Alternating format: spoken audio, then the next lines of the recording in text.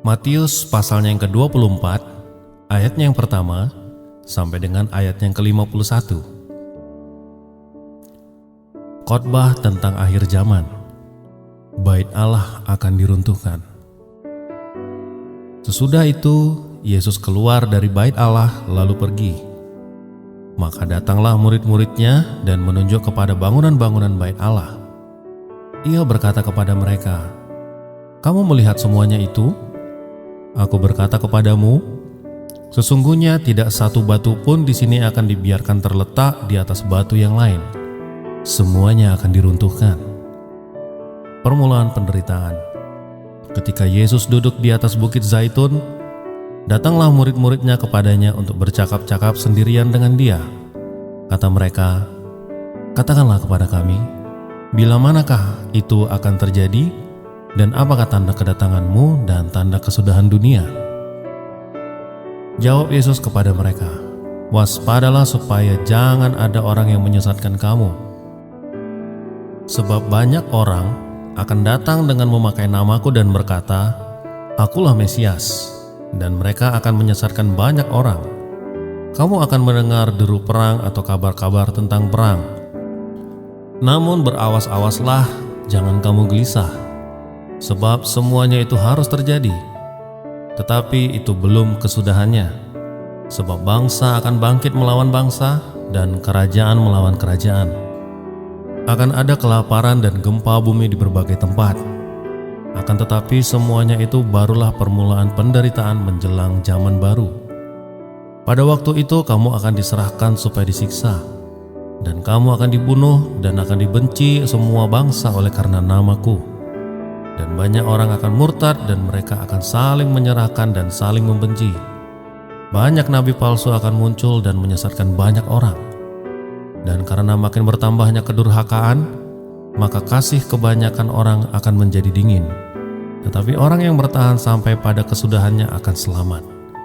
Dan Injil kerajaan ini akan diberitakan ke seluruh dunia, menjadi kesaksian bagi semua bangsa. Sesudah itu, barulah tiba kesudahannya." Siksaan berat dan Mesias palsu. Jadi apabila kamu melihat pembinasa keji berdiri di tempat kudus, menurut firman yang disampaikan oleh Nabi Daniel, para pembaca hendaklah memperhatikannya. Maka orang-orang yang di Yudea haruslah meralihkan diri ke pegunungan. Orang yang sedang beri peranginan di atas rumah, janganlah ia turun untuk mengambil barang-barang dari rumahnya. Dan orang yang sedang di ladang, janganlah ia kembali untuk mengambil pakaiannya. Celakalah ibu-ibu yang sedang hamil atau yang sedang menyusukan bayi pada masa itu. Berdoalah supaya waktu kamu melarikan diri itu jangan jatuh pada musim dingin dan jangan pada hari Sabat. Sebab pada masa itu akan terjadi siksaan yang dahsyat seperti yang belum pernah terjadi sejak awal dunia sampai sekarang dan yang tidak akan terjadi lagi. Dan sekiranya waktunya tidak dipersingkat, maka dari segala yang hidup tidak akan ada yang selamat. Akan tetapi oleh karena orang-orang pilihan waktu itu akan dipersingkat. Pada waktu itu jika orang berkata kepada kamu, "Lihat, Mesias ada di sini," atau "Mesias ada di sana," jangan kamu percaya. Sebab Mesias-Mesias palsu dan nabi-nabi palsu akan muncul, dan mereka akan mengadakan tanda-tanda yang dahsyat dan mukjizat-mukjizat, sehingga sekiranya mungkin mereka menyesatkan orang-orang pilihan juga. Camkanlah, aku sudah mengatakannya terlebih dahulu kepadamu. Jadi apabila orang berkata kepadamu, "Lihat, ia ada di padang gurun," janganlah engkau pergi ke situ. Atau "Lihat, ia ada di dalam bilik," janganlah kamu percaya.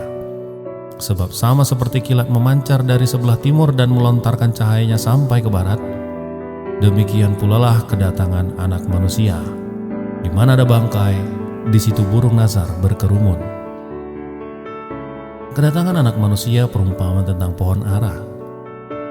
Segera sesudah siksaan pada masa itu, matahari akan menjadi gelap dan bulan tidak bercahaya, dan bintang-bintang akan berjatuhan dari langit, dan kuasa-kuasa langit akan goncang. Pada waktu itu akan tampak tanda Anak Manusia di langit, dan semua bangsa di bumi akan meratap, dan mereka akan melihat Anak Manusia itu datang di atas awan-awan di langit dengan segala kekuasaan dan kemuliaannya.